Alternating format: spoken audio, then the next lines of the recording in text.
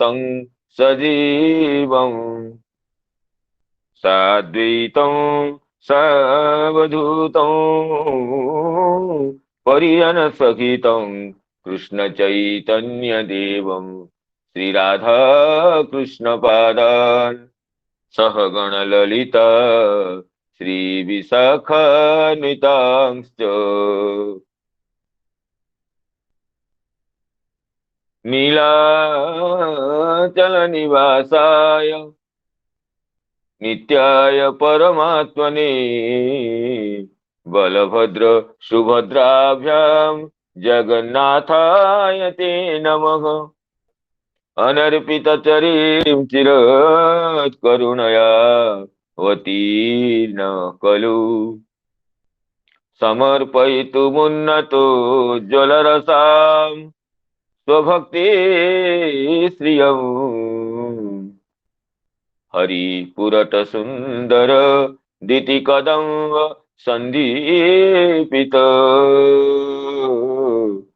सदा हृदय कंदरे स्फुरतु सचीनंदन जाग्रत स्वप्न सुश्रुतिषु स्फुरतु मे राधा पदाब्जच्छटा वैकुंठे नरके थवा मम गति नान्यास्तु राधा विना राधा केली कथा सुधाम्बुधिमहा वीचिभिरन्दोलिते कालिन्दी तटकुञ्जमन्दिरवरा लिन्दी मनोबिन्दतु गोवर्धनो जयति शैलकुलाधिराजो यो गोपिकाभिरुदितो हरिदासवर्यः कृष्णेन शक्र मखभङ्गकृतः समर्चितो यः सप्ताहमस्य करपद्मतलेऽप्यवात्सीत् गंगादितीर्थ परिसेवित पाद पद्मां गोलोक सौख्य रसपूर महिमगिम्ना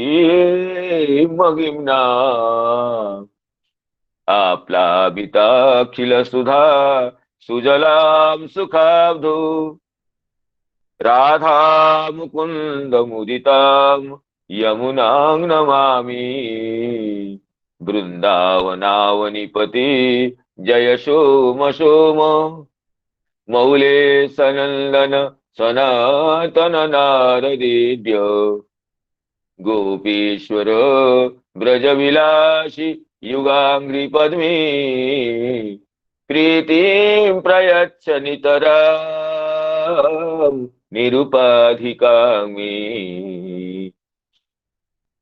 यस्वानुभावमखिलश्रुतिसारमेक मध्यात्मदीप मतितितीर्षतां तमोऽन्धम् संसारिणां करुणयाः पुराणगुह्यं तं व्याससूनुमुपयामि गुरुं मुनीनां नारायणं नमस्कृत्य नरं चैव नरोत्तमं देवीं सरस्वतीं व्यासं ततो जयमुदीरयेत्। अहो देवर्षिर्धन्योऽयं यत्कीर्तिं सार्गधन्वनः गायन्माद्यन्निदं तन्त्र रमय त्यातुरं जगत् वृन्दाई तुलसीदेवी प्रियाई केशवस्य च कृष्ण भक्तिप्रदे देवी सत्यवती नमो नमः। मूकं करोति वाचालं पङ्गुं लङ्घयते गिरिं यत्कृपा तमहं वन्दे परमानन्दमाधवं यत्कृपा तमहं वन्दे परमानन्दमाधवम् वाञ्छाकल्पतरुभ्यश्च कृपा सिन्धुभ्येव च पतितानां पावनेभ्यो वैष्णवेभ्यो नमो नमः। पतितानां पावनेभ्यो वैष्णवेभ्यो नमो नमः।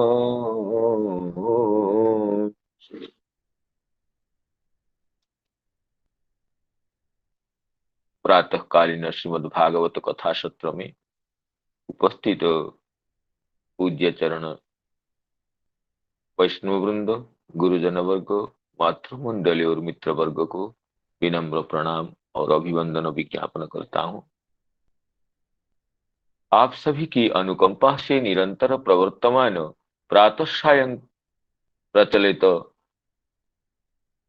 कथा सत्र में श्रीमद् भगवत गुणानुवाद करने का यद क्षण प्राप्त होने पर उसके लिए आप सभी के चरणों में कृतज्ञता निवेदन करते हुए आज की कथा में प्रवेश करने की अनुमति चाहता हूं। तो राजर्षि परीक्षित जी का जो प्रश्न था, गोपियों का अपने पुत्र की अपेक्षा श्री कृष्ण में प्रीति का आधिक्य होने में क्या हेतु है, तो उस प्रश्न का उत्तर शुकदेव जी अत्यंत ज्ञानी का युक्ति संगत शैली से प्रदान किए। ये बताए कि हम लोगों की जहां भी प्रीति होती है वो प्रीति अपने लिए होती है, अपने इस अहंतास्पद शरीर को लेकर होती है। हमारे इस अहंतास्पद शरीर को जो सुखकारी होता है उसी में ही हमारी ममता होती है, वही हमारा ममतास्पद होता है, उसी में ही हम सभी की प्रीति रहती है। ममतास्पद वस्तु में वर्तमान प्रीति का हेतु ये अहंतास्पद शरीर है, और अहंतास्पद शरीर में प्रीति का हेतु ये आत्मा है। शरीर में आत्मा रहती है इसलिए हमें शरीर प्रिय लगता है, चाहे विवेकी अविवेकी व्यक्ति हो चाहे विवेकी हो। विवेकी को बोध है कि शरीर से आत्मा अलग है, मैं आत्मा हूं, शरीर तो उसका आवरण मात्र है केवल, वो समझकर आत्मा का आधार समझ करके शरीर को प्रीति करता है।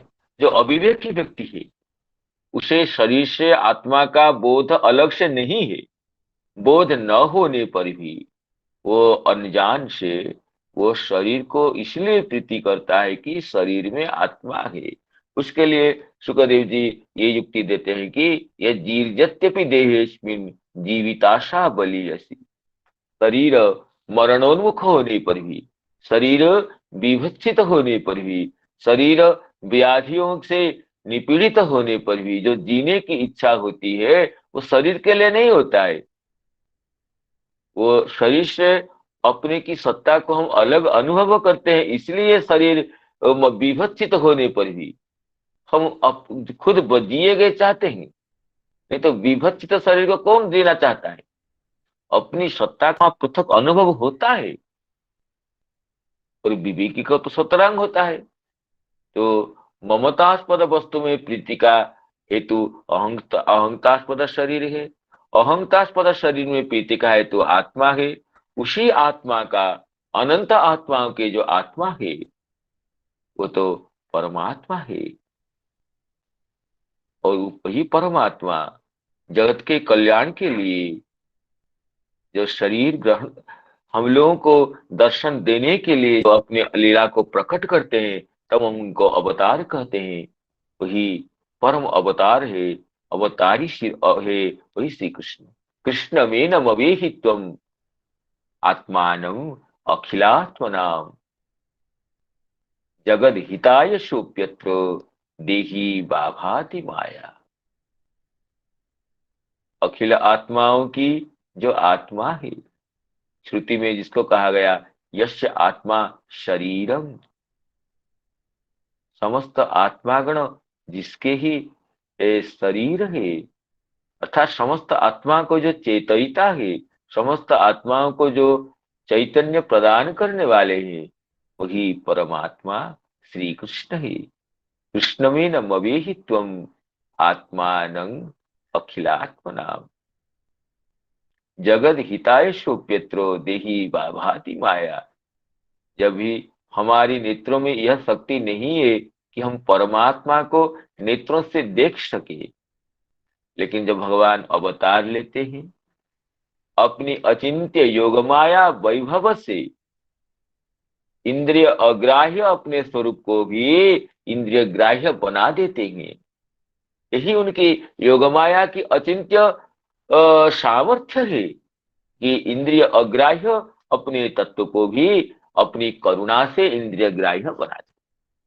तो वहां पर जो भक्तगण है, साधुगण है, सज्जन गण है, वो भगवान को दर्शन करते हैं, माधुर्य का भी अनुभव करते हैं, भगवान के रूप सौष्ठव का, उनके मधुर श्याम सुंदर जलरनिंद कांति का अनुभव करते हुए अपने को कृतार्थ मानते हैं, जो भक्तगण है।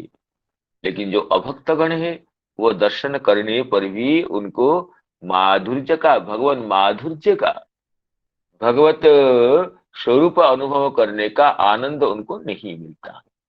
उसमें श्री टीकाकार चक्रवर्ती पाद ये कहे कि जैसे मत्स्यंदिका चर्वण करने वाले व्यक्ति, अगर मैंने मिश्री खंड को खाने वाला व्यक्ति अगर पित्त दूषित होता है, उसकी रसना में, वो पित्त व्याधिग्रस्त होने से उसकी रसना में मिश्री खंड भी उसको तिक्त अनुभूत होता है। वो तो मिश्री खा रहा है, मिश्री को स्पर्श कर रहा है, आस्वादन जिह्वा में ले रहा है, लेकिन मिश्री का जो स्वाद है, जो मधुरता है, वो मधुरता को अनुभव नहीं कर सकता है। तो उसका मिश्री ग्रहण न ग्रहण कर, मिश्री का अनुभव ग्रहण करना न ग्रहण करने का बराबर है, क्योंकि मधुरता का आस्वादन करना है तो मिश्री का आस्वादन करना है। इस तरह असुरगण जब अवतार के समय में भगवान के सच्चिदानंद स्वरूप का अवलोकन करते हैं, अवलोकन करने पर भी उन्हें भगवत विग्रह दर्शन जन्य माधुर्य का, अलौकिक आनंद का उन्हें अनुभव नहीं होता। उनको कोई साधारण जीव मान करके जरासंध, कंस, शिशुपाल, दंतवक्त्रादि असुरगण देखते हैं, उनसे लड़ाई भी करते हैं। तो अ, भगवान की परम करुणा से उनको तो मुक्ति मिल जाती है, लेकिन दर्शन जन्य जो आनंद है, परमानंद है, उससे वंचित रहते हैं। और जो भक्तगण होते हैं, वो तो क्षण क्षण नवनवायमान रूप से भगवान के स्वरूप का अवलोकन करते हैं। नार्यो नराश्च मुदिता कुपिता निवेश्च नित्योत्सवं न तत्रुपुर दृशिभिर पिबन्त्य। नित्योत्सव भगवान के स्वरूप का अवलोकन करते हुए उनके नेत्र तो अतृप्त ही रहते हैं। वो तो निमेष मात्र काल को व्यवधान करने वाले पलकवाज को भी निंदा करते हैं। इस तरह चक्रवर्ती पाद यही बताए थे कि कृष्ण में नम अभिहित्वं आत्मानं अखिलात्मना जगद्धिताय सोप्यत्र देहि बाभाति मायया, देवी देहि बाभाति मायया। तो ही कहे थे कि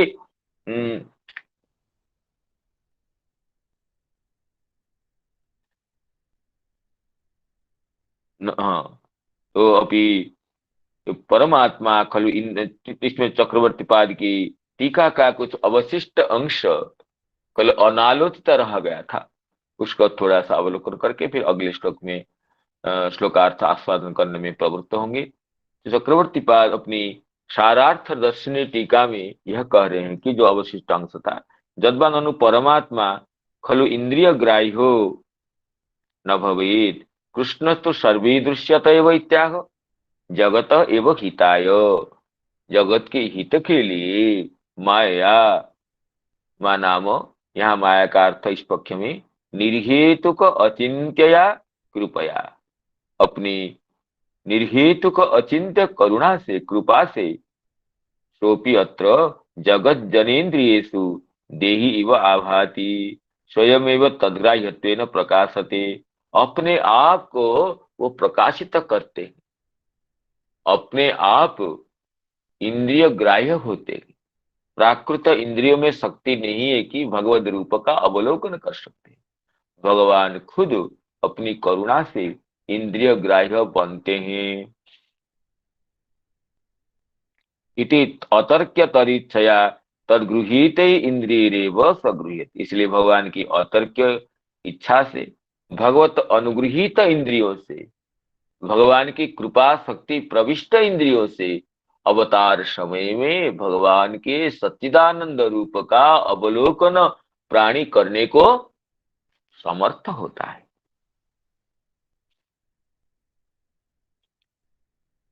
न पुनरिंद्रिय स्वयमेव शब्दादिभिरिव ग्रहीतुम शक्य। जैसे प्राकृत घटपटादि रूपों को इंद्रिय अपनी शक्ति से ग्रहण करता है, इसे भगवान के स्वरूप को इंद्रिय अपनी शक्ति से, इच्छा से ग्रहण नहीं कर सकता है। अतएव भागवत, इसलिए भागवतामृत में ये वचन है कि नित्याव्यक्तोपि भगवान इच्छते निशक्तितः तामृते परमानंद मुख पश्येत अमितम प्रभु इति कारिका भी है। और इसी को ये कहा गया इति तत्रत्या कारिका।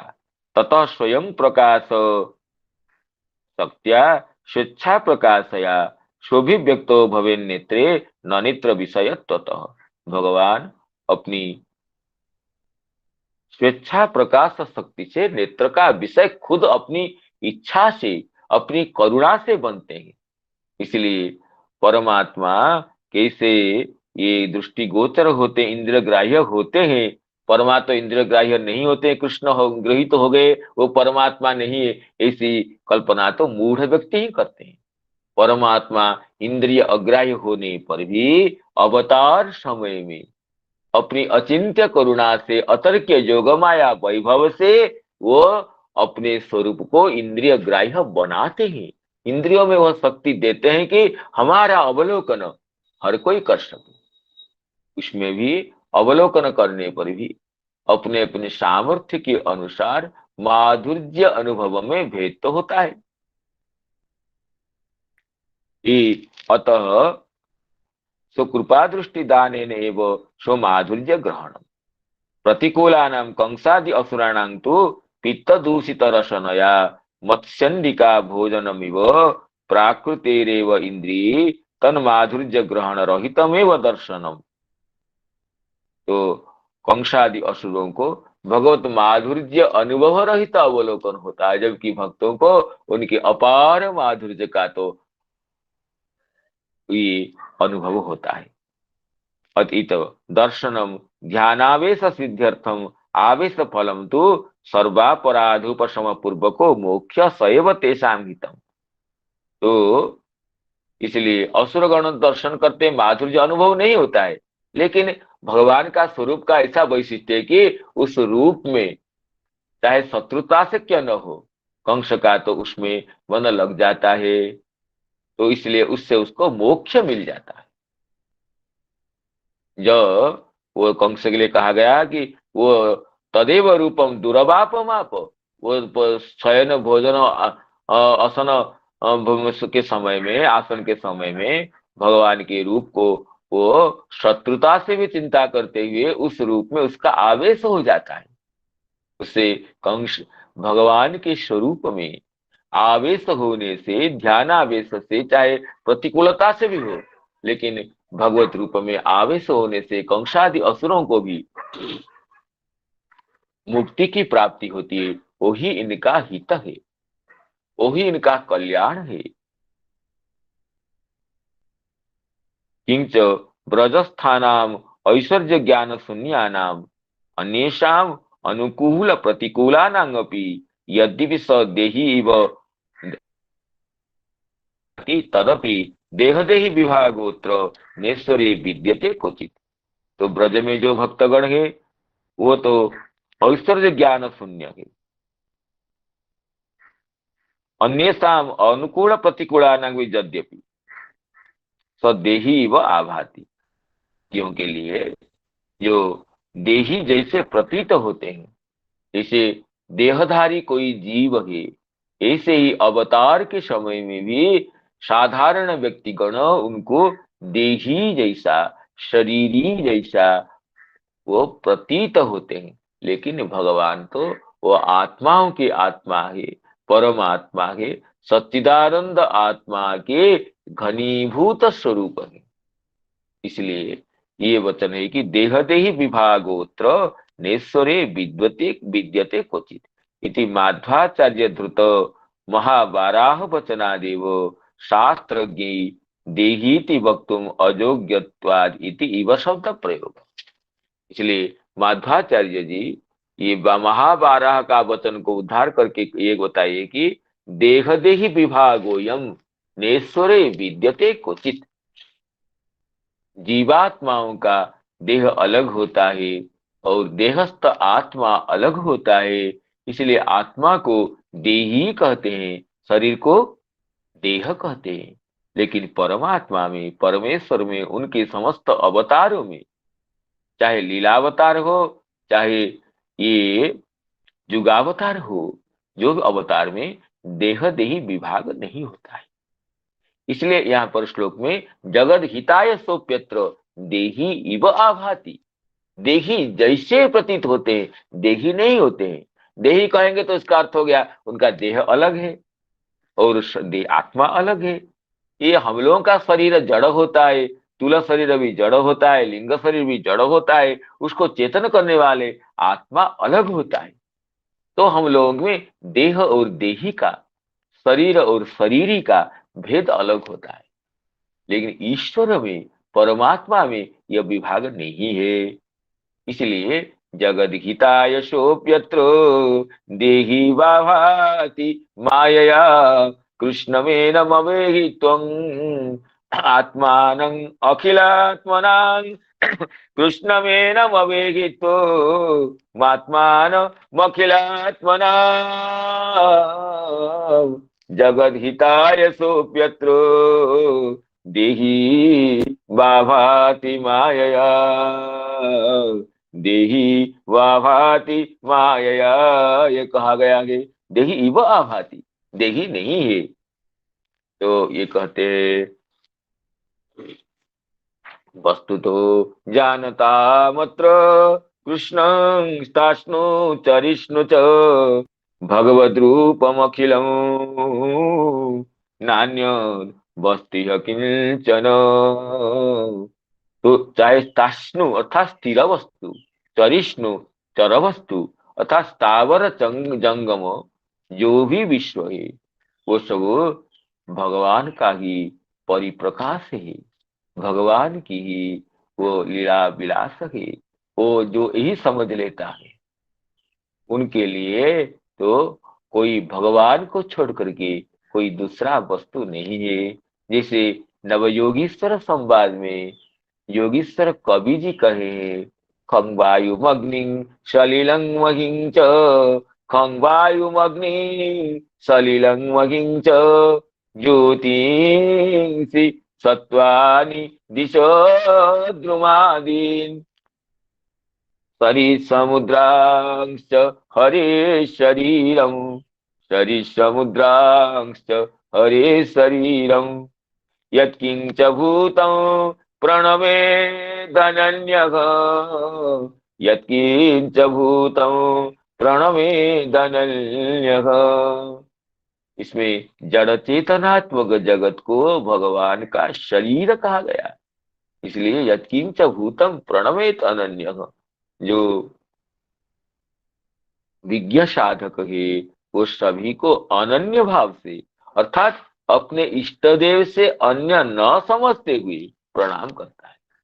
इसी को उद्धव जी नंद बाबा को दशम स्कंध में समझाते हैं कि दुष्टं श्रुतं भूत भवद भविष्यत् स्तास्नु चरिष्णु महदल्पकं च, दृष्टं श्रुतं भूत भवद भविष्यत् ताष्णु चरिष्णु महदल्पकं च विनाच्युताद् वस्तुतरां न वाच्यं, विनाच्युताद् वस्तुतरां न वाच्यं स एव सर्वं परमार्थभूतः, स एव सर्वं परमार्थभूतः, स एव सर्वं परमार्थभूतः।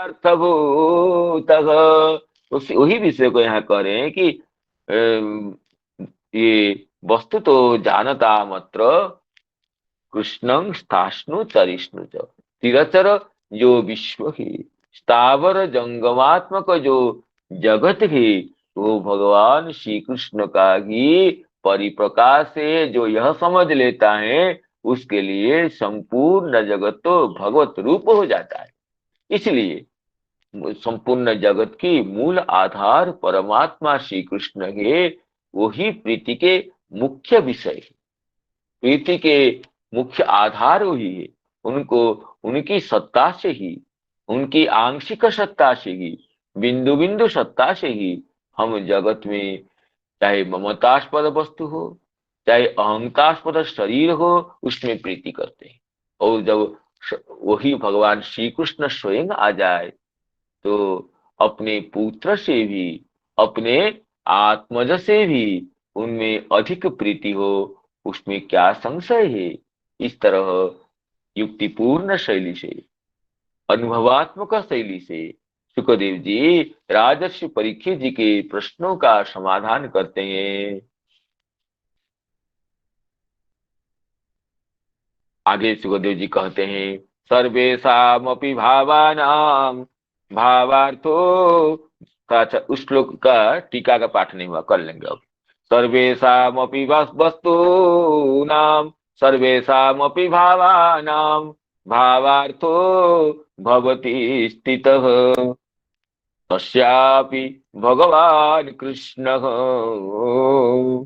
किमतद्वस्तुरूप्यताम् तस्यापि भगवान् कृष्णः किमतद्वस्तुरूप्यताम् किमतद्वस्तुरूप्यताम्। तो वस्तु तो जानता मात्र कृष्ण कृष्णं ताष्णु चरिष्णु च। इस श्लोक की जो टीका है श्रीधर स्वामी इसमें कहते हैं कि न केवलम आत्मानां आत्मा अस्ति अपितु जड़ानां अपि इत्या। भगवान श्री कृष्ण केवल आत्माओं की आत्मा है ये बात नहीं है, जड़ वस्तु की भी आत्मा है। जड़ वस्तु की भी सत्ता भी भगवान की सत्ता से है। वही इसलिए सत्यं परं धीमहि कर करके श्रीमद् भागवती में मंगलाचरण में इनको ही श्री कृष्ण भगवान को परम सत्य कहा गया। जिसकी सत्यता से अचेतन वस्तु भी सत्य, असत्य वस्तु भी सत्य प्रतीत होता है, वही तो परम सत्ता है। सर्व जगत कारणम कृष्णम जानताम पुंसाम स्थावरम जंगमं च सर्वं भगवद रूपम भगवानेव स्वरूपं दस्य तद नान्यत्। भगवद रूपम का ये विग्रह के भगवान एव रूपम यस्य तत्।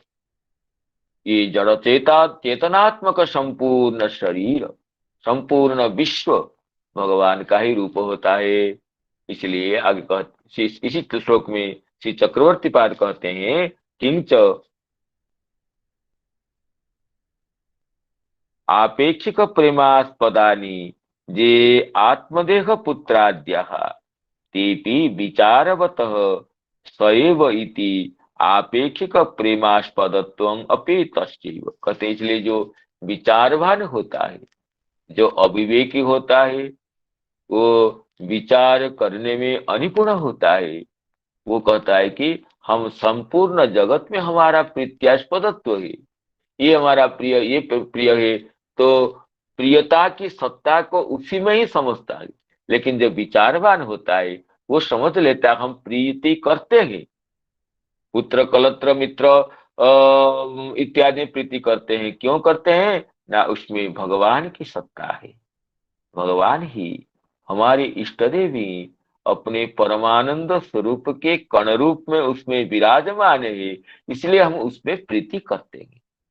वो इसलिए जहीं भी प्रीति का हम आधार अनुभव करते हैं, वहां श्री कृष्ण भगवान की, सच्चिदानंद श्री कृष्ण की सत्ता है, इसलिए हमें प्रीति होती है। ये विवेकवान समझ लेता है। आपेक्षिक प्रियता है नाम किसी परम सत्ता की सत्ता से उसमें प्रीति का प्रीति की प्रतीति होती है, स्वतः वह प्रेमास्पद नहीं है, ये कहते हैं। वस्तुतः तो इत्यर्थ कृष्ण जानतां पुंसांग मते स्थावरं जंगमं च सर्वं तद्रूपम एव। जो श्री कृष्ण भगवान की अखिल जीव मूल कारणभूत स्वरूप को समझ लेता है, उसके लिए ये कहते हैं सर्वम तद्रूपमेव तस्यैव सर्व कारणत्वात् कारणस्यैव कार्य अकार आकारत्वात्। कहते हैं कारण ही कार्य के रूप में प्रतीत होता है। जो विज्ञ व्यक्ति है वो कार्य को कारण से अलग नहीं समझता है। चाहे सुवर्ण का कितनी भी आकृतियां अलग अलग हो जाए, सुवर्ण की आकृति वो कटक कुंडल हार केयूर कंकण इत्यादि रूप में अनेक अलंकार की आकृतियां ग्रहण करने पर भी सुवर्ण वो क्या होता है, जो विज्ञ व्यक्ति तत्त अलंकारों को सुवर्ण से अपृथक समझता है, वो समझता है कि सुवर्ण ही इस रूप में विद्यमान है। इस तरह भगवान ही भगवान ही जड़ चेतनात्मक विश्व रूप में प्रतीत होने पर भी, पृथक पृथक इनकी सत्ता दिखाई पड़ने पर भी भगवान जो भगवान का है जो वैचित्र्यमय विविध प्रकाश है, इसको विवेकी व्यक्ति तो भगवान से पृथक नहीं समझता है, क्योंकि कारण ही कार्य के रूप में प्रतीत होता है। मूर्ति का ही घट के रूप में या विभिन्न मृदुपादानक वस्तु के रूप में प्रतीत होता है, सुवर्ण ही कुंडलादि रूप में प्रतीत होता है। इसलिए कार्य का कारण से अभिन्नता होने से विज्ञ व्यक्ति कार्य को कारण से अपृथक मानता है। इसी तरह संसार में भी जो भगवान ही समस्त वस्तुओं के मूल कारण है, जो ये समझ लेता है, वो भी जड़ चेतनात्मक संपूर्ण प्रपंच को भगवान से अभिन्न मान करके भगवत बुद्धि से संपूर्ण शरीर विश्व को वो प्रणत होकर रहता है। यही कहते हैं कि कार्य तस्यैव सर्व कारणत्वात् कारणस्यैव कार्याकारत्वात् इति भाव। तो यहाँ तक तो पाठ हुआ। आगे श्लोक की टीका को अवलोकन करते हैं। सर्वेषामपि भावानां भावार्थो भवति स्थितः तस्यापि भगवान् कृष्णः किमतद् वस्तुरूप्यताम्। कहते संपूर्ण वस्तुओं भावार्थ सद्रूप सद्रूपार्थ परमार्थ इत्यर्थ, समस्त वस्तु अपनी मूल सत्ता में रहते हैं। जैसे जो हार केयूर आदि अलंकार वो अपनी मूल सत्ता सुवर्ण में रहते हैं, घट अपनी मूल सत्ता मृत्तिका में रहता है। तो संपूर्ण वस्तुओं का भावार्थ, भाव का कहते हैं भवती इति भवत परिणामं प्राप्नुवत कारणम तस्मिन् भवती। समस्त वस्तु अपने कारण में स्थित रहते हैं, कार्य अपने कारण में रहता है। तो भवती इति भवत परिणामं प्राप्नुवत, तो भवती इति भावः न जो उत्पन्न होता है, नम कार्य भवत परिणामं प्राप्नुवत कारण, तो भवन तो जो जो उत्पन्न होता है, नम जो कार्यतया परिवर्तित होता है वो है भाव। भाव का अर्थ है कारण। कारण ही कार्यतया परिवर्तित होता है। तस्मिन् भवति परिणामिनी स्थिति स्थितः, तो जो जिसका परिणाम होता है वह परिणामी है। परिणामी में परिणत होता है जो वस्तु स्थित रहता है। क्योंकि उपनिषद कहे वचन है वाचारंभण विकारो नामधेयं मृत्तिके तेव सत्यम। मृत्तिका ही सत्य है, उसका जो विकार है घट इत्यादि जो विकार है वो तो मिथ्या है। सुबर मृत्तिका ही घट रूप में प्रतीत होता है, घट का मूल आधार तो मृत्तिका है। तो विज्ञ व्यक्ति तो घट को मृत्तिका में ही स्थित समझता है। तस्यापि भगवतः भवतः कारणस्यापि भगवान कृष्णो भवत कारणम अतः किमतद श्री कृष्ण व्यतिरिक्तं वस्तु रूप्यता, कहते हैं समस्त कार्य वस्तु अपने कारण में ही स्थित रहते हैं। तो हम इस तरह करते करते वो जाएंगे, मूल कारण रूप से हम भगवान श्री कृष्ण को अवलोकन करेंगे। संपूर्ण जगत का, जैसे पृथ्वी का कारण जल है, जल का कारण अग्नि है, अग्नि का वायु है, वायु का आकाश है। इस तरह क्षित्योत्तेज मरुद व्योम, जो इन सब का कारण अहंकार हो जाएगा, अहंकार का कारण महत्त्व, महत्त्व का कारण मूल प्रकृति, मूल प्रकृति का भी कारण चेतयिता ये परमात्मा है। परमात्मा के मूल स्वरूप भगवान श्री कृष्ण है। इसलिए अंतिम कारण, इनमें तो जैसे घट का कारण मूर्तिका है, ये आपेक्षिक कारणता है, लेकिन मूल कारण, समस्त कार्यों का कारण, कारणों का भी जो कारण है, ईश्वर परम कृष्ण सच्चिदानंद विग्रह अनादिरादिर गोविंद सर्व कारण कारण, समस्त वस्तुओं का जो कारण है उसका भी कारण गोविंद है। तो, इस उनको जो विज्ञ व्यक्ति समस्त कारणों के कारण रूप में भगवान श्री कृष्ण को अवलोकन करता है, इसलिए कौन सा ऐसा भला वस्तु हो जो भगवान से प्रकटित नहीं हुआ हो। यही कहते हैं सर्वेशा मपि भावानां भावार्थो भवति स्थितः, सर्वेशा मपि भावानां भावार्थो भवति स्थितः, तस्यापि भगवान कृष्णः, तस्यापि भगवान कृष्णः किम तद वस्तुरूप्यताम्, किम तद वस्तुरूप्यताम्, अतद वस्तु किंग इति रूप्यताम् नाम निरूप्यताम्, अतद वस्तु नाम भगवत स्वरूप से भिन्न। ये नहीं कह सकते इसमें भगवान की सत्ता नहीं है, ऐसे कहेंगे तो वो तो वस्तु ही नहीं रहेगा। वस्तु में जो सत्ता रूप धर्म है वो तो भगवान के ही सत शक्ति का प्रकाश है। तो इसलिए इसमें देखिए चक्रवर्ती पाद इसकी टीका में क्या कहते हैं। चक्रवर्ती पाद कहते हैं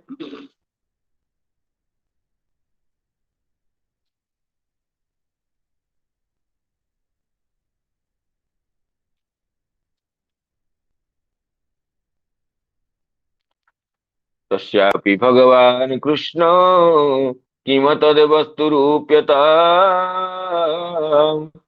सर्वेषां स्थावर जंगमानां भावः भवन्ति अस्मादिति भावः कारणम न प्रधानम तद्रूपो अर्थ स्थित स्थिरो भवति। समस्त वस्तुओं का मूल, वस्तुओं की मूल स्थिति अपने कारण में रहती है। स्थिरो भवति तस्यापि भावस्य भाव, तो उन कारणों का भी कारण, जो मूल कारण है कृष्ण एव। अतः किम अतद श्री कृष्ण व्यतिरिक्त वस्तु रूप्यताम, अतः भगवान श्री कृष्ण से पृथक भूत, उनकी सत्ता से रहित होकर स्वतंत्र सत्ता युक्त ऐसा कोई भी वस्तु नहीं है। जद्वा अथवा पक्षांतर में अर्थ करते हैं वस्तुनां बुद्धिन्द्रियाणां भावार्थ व्यंग्योर्थ आत्मा स्थिरो भवति, तस्यापि अंशत्वात् तद व्यंग्य अंशी श्री कृष्ण, अतः किम किम तद तद भिन्नं वस्तु किंग अर्थम रूप्यताम सैव केवलं सेव्य। तो भावार्थ का एक तो अर्थ हुआ कारण, सर्वेषाम अपि वस्तुनां भावार्थो भवति स्थितः, तो भाव का समस्त वस्तुओं का मूल स्वरूप कारणात्मक स्वरूप ही मूल होता है, एक अर्थ हुआ। दूसरा अर्थ कहते हैं भावार्थ नाम व्यंग्योर्थ, व्यंग्योर्थ समस्त वस्तु जैसे बुद्धि है, इंद्रिय है, मन है, ये बुद्धि इंद्रिय मन चेतन कैसे बनते हैं? प्रकृति जड़ होने से मनो मन इंद्रिय बुद्धि सब जड़ है, लेकिन ये कार्य कर चैतन्य को कहाँ से प्राप्त करते हैं? आइए, इसमें आत्मा से, आज शरीर में आत्मा है, शरीर में चेतन तत्व है, इसलिए मन बुद्धि इंद्रिय ये चेतनवत क्रियाशील होते हैं। तो बुद्धि इंद्रिय आदि पदार्थों के जो भावार्थ है जो परिलक्षित अर्थ है वो आत्मा है।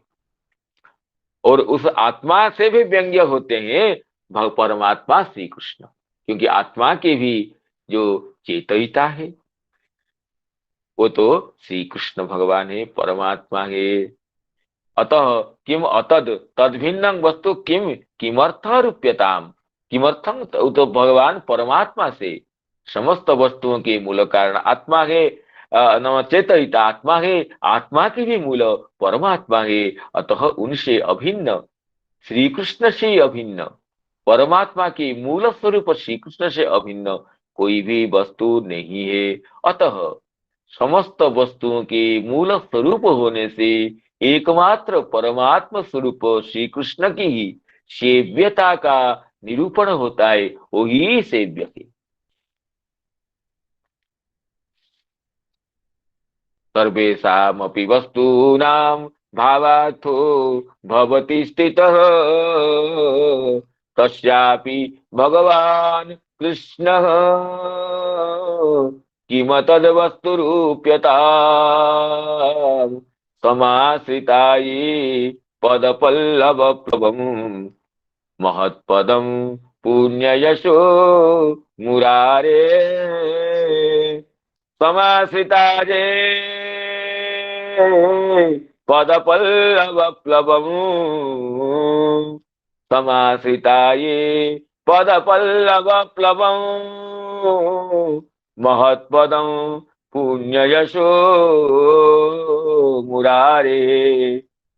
भवाम्बुधि रुवत्स पदं परं पदं, भवाम्बुधि रुवत्स पदं परं पदं, पदं पदं यद् विपदां न तेषां, पदं पदं यद् विपदां न तेषां, पदं पदं यद् विपदां न तेषां, पदं पदं यत् विपदां न तेषां। ये कहते देखिए, श्री समासिताजे पदपल्लव प्लवं महत्पदं पुण्य जशो मुरारे। जो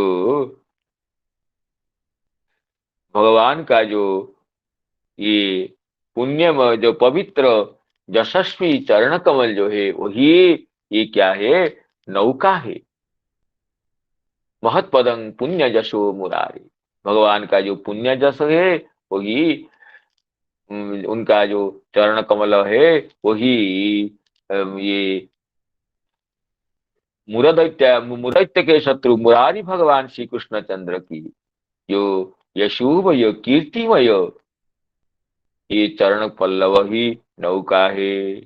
उस नौका का अत्यंत सम्यकतया दृढ़तया श्रद्धा से जो आश्रय करने वाले हैं वो इसलिए वो जो आश्रय करते हैं उनके लिए ये संसार तो ये बछड़े के खुर के समान हो जाता है।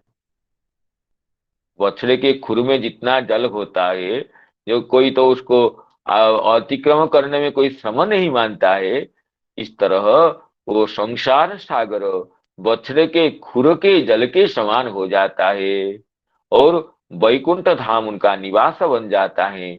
और जब विपदांग न तेषाम, उनके जीवन में विपत्तियां तो कभी नहीं आती है। ऐसा दिव्य श्लोक एक है, जैसे श्लोक के अनुप्रास की जैसी छटा है तो भावार्थ में भी उसी तरह गंभीरता है। समासिता जे पद पल्लव प्लवम महत्पदं पुण्य जशो मुरारे, भवाम्बुधिरि वत्स पदम परम पदम, पदम पदं यत विपदां न तेषाम्। देखिए श्रीधर स्वामी इसमें क्या कह रहे हैं, ये श्रीधर स्वामी कह रहे हैं शरणात् शरणानाम अजत्न सिद्धो मोक्ष इति प्रकरणार्थम उपसंहरति। इसलिए जो भगवान के श्री चरण कमल का शरणापन्न होते, शरणानाम नाम ये जो उनके चरण कमल में प्रपन्न होते हैं, आत्मनिवेदन करते हैं, उनके लिए मोक्ष अजत्न सिद्ध, मोक्ष के लिए कोई प्रयास नहीं करना पड़ता है, स्वतः सिद्ध होता है। किमर्थ मोक्षार्थम क्रियते प्रयत्न। मोक्ष के लिए भगवान की जो पदपल्लव को आश्रय करते हैं, पदपल्लव रूपी जहाज को, नौका जो आश्रय करते हैं, उनके लिए तो मोक्ष अयत्न सिद्ध होता है, बिना यत्न से सिद्ध होता है। ये कहते हैं श्रीधर स्वामी जी, पुण्यम यशः यस्य स पुण्य जशा स चाशु मुरारी इश्च तस्य पद पल्लव है। वो कहले पुण्य यशो मुरारी, इसे श्रीधर स्वामी पाद पुण्य यशो मुरारी को एक पद मानकर करते हैं। पुण्यम यशः यस्य पुण्यम जसः यस्य स पुण्य यशः पुण्य यशाः चासो मुरारी पुण्य यशो मुरारी। पवित्र कीर्ति विशिष्ट अनवद्य कीर्ति प्रभा मंडित जो मुरारी भगवान है, मुर दैत्य के विनाश करता है, वो पुण्य जशः पुण्य जशः चासो मुरारी तस्य पदपल्लव एव प्लवः। पदपल्लव प्लव ही सुदृढ़ नौका है। तंग जे सम्यक आश्रिता समाश्रिता सम्यक आश्रिता, वो कैसा पद पल्लव है? महत पदम महतांग पदं आश्रय। महतांग पदम, यहाँ एक पद का एक अर्थ हुआ आश्रय, जो महत जनों की, साधु जनों की जो आश्रय है। जदवा महत तत्पदं चेति तथा, तो महत पद में अगर षष्ठी समास करेंगे तो महतांग पदम, और कर्मधारय करेंगे तो महत च तत्पदं महत पदम। तो महत जनों के जो आश्रयणीय चरण कमल भगवान है, या जो चरण कमल अपने आप में महान है, उस पद पल्लव ही प्लव है। तेसांग भवाम्बुधि वत्स पदमात्रं भवती, उनके लिए भवाम्बुधि तो वत्स पद हो जाता है। भवाम्बुधि वत्स पद हो जाता है। जैसे वत्स पद में जल तो सामान्य जल रहता है, वो तो कोई उसमें उसको अतिक्रमण करने के लिए कोई प्रयास नहीं करना पड़ता है। वत्स पद जैसे होता है, ऐसे भवाम्बुधि वत्स पद हो जाता है। इसी को ही जब देवतागण स्तुति करते हैं दशम स्कंध के द्वितीय अध्याय में, वही कहें कुर्बन्ति गोवत्स पदं भवाब्धि।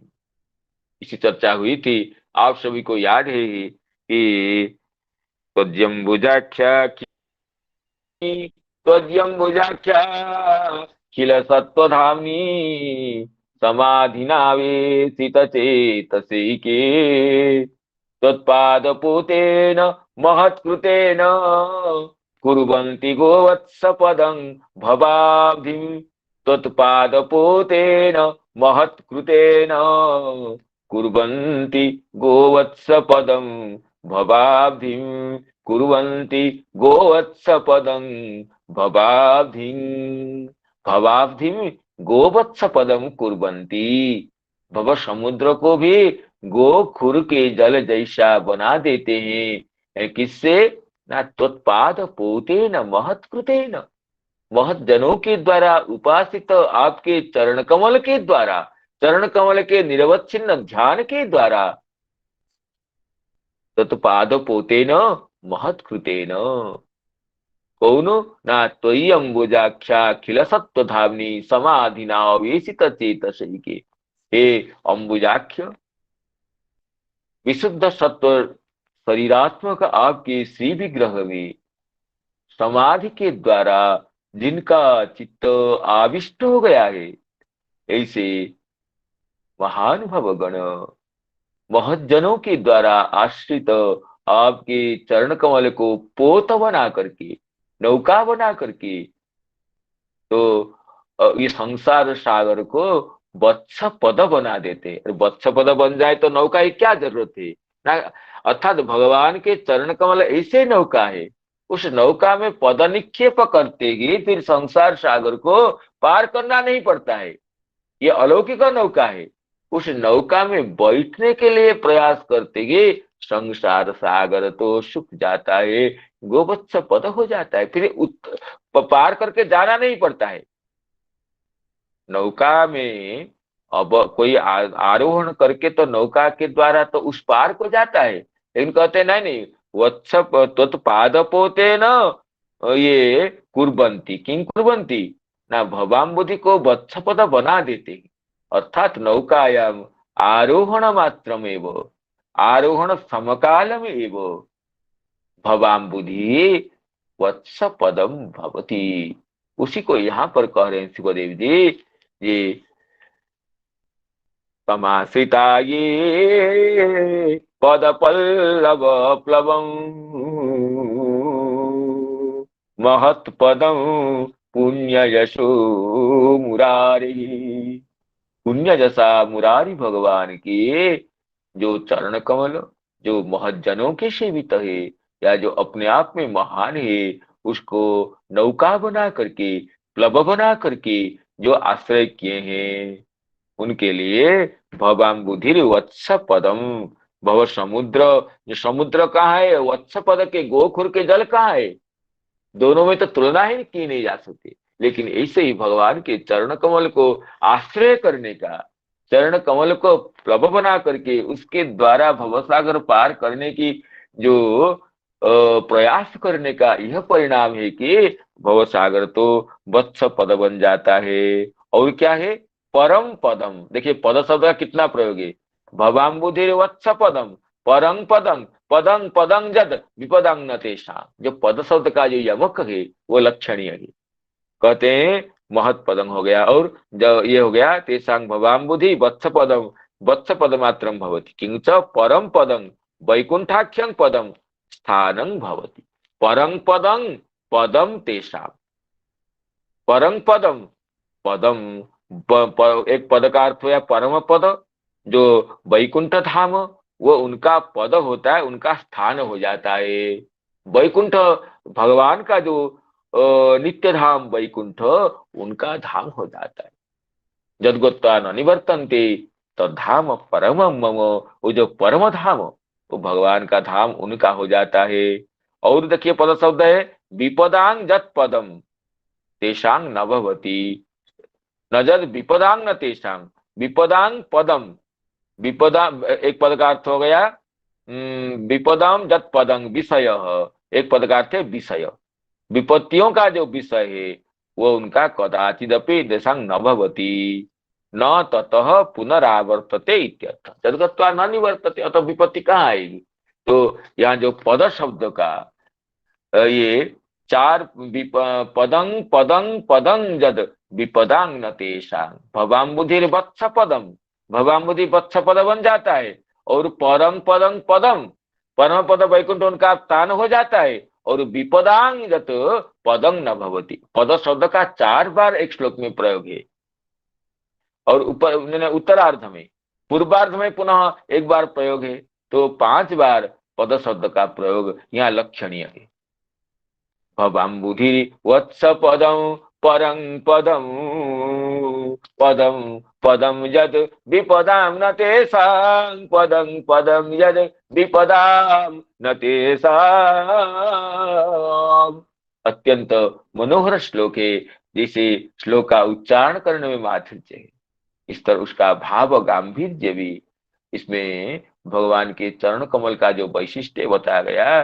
तो इसलिए श्रीधर स्वामी यही अर्थ किए कि पुण्य कीर्ति भगवान के, मुरारी भगवान के चरण कमल को जो आश्रय करते हैं, उनके लिए भव समुद्र वत्स पद बन जाता है, और वैकुंठ रूप का परम पद उनका स्थान बन जाता है, और विपत्तियों का जो पद है, विषय है, वो कभी उनका नहीं होता है।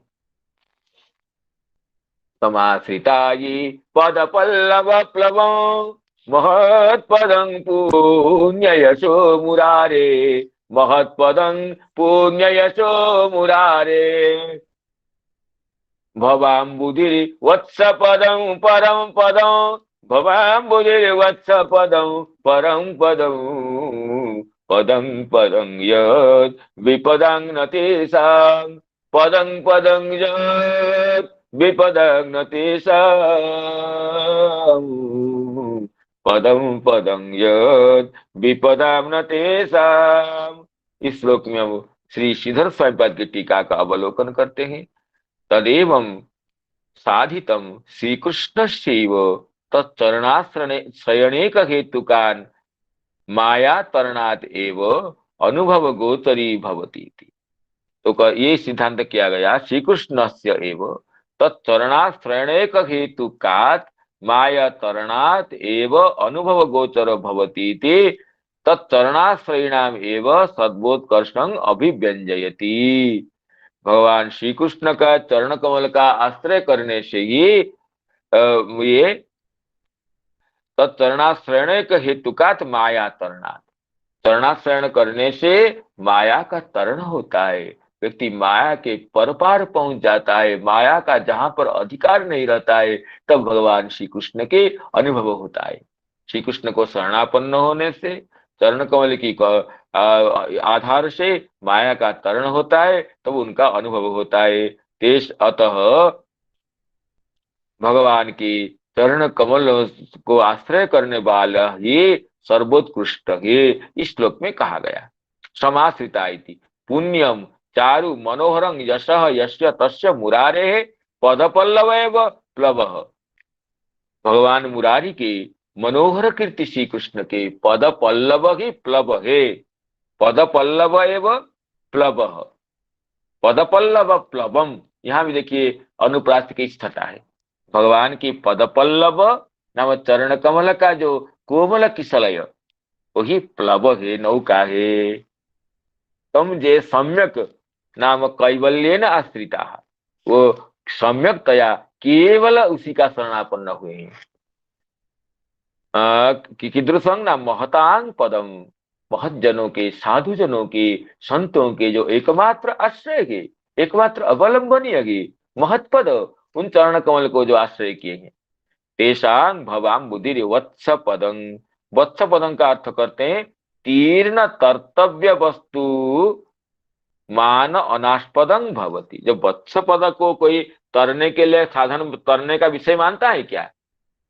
कोई छोटा सा कोई छोटी सी पुष्करणी हो, कोई ह्रद हो, कोई जलाशय हो कि नदी हो, वो तरणीय होता है। उसमें कोई कहेगा कि हमें तरण कर सकता हो, नहीं कर सकता इत्यादि। लेकिन गाय के खुरे में जितना जल होता है उसको कोई अपने पार करने का विषय नहीं समझता है। वो न को पार करके कोई तीर्ण मानता है, कोई पार करने को योग्य मानता है। वो तीर्ण कर्तव्य वस्तु मानास्पदं भवति। वत्स पद, गाय के खुरे में जितना जल होता है उस जल को जल कभी तीर्ण या कर्तव्य का विषय नहीं होता है।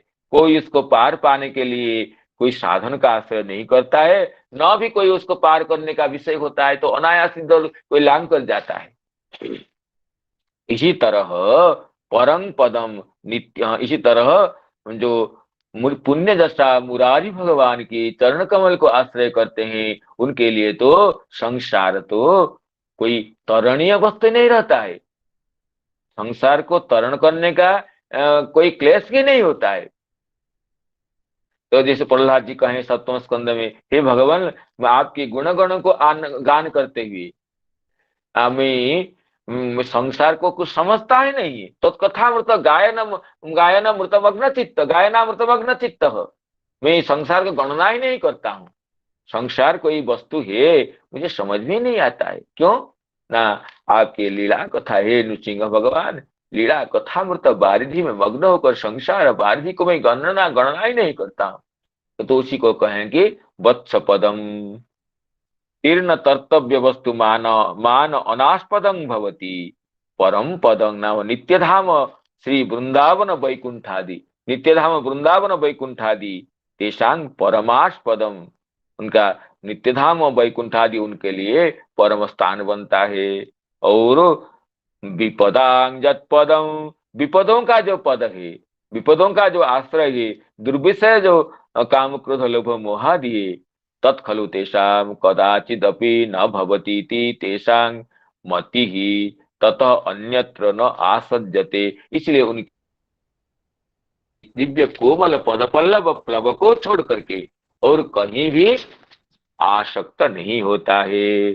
समाश्रिता ये समाश्रिताये पद पल्लव प्लवं महत्पदं पुण्ययशो मुरारे महत्पदं पुण्ययशो मुरारे भवाम्बुधिर् वत्स पदं परं पदं पदं पदं यत् विपदां न तेषां पदं पदं यत् विपदां न तेषां हरे कृष्ण कृष्ण कृष्ण हरे हरे हरे राम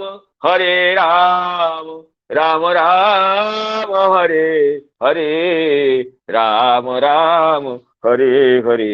समस्त सज्जनों के चरण कमल में विनम्र प्रणाम करते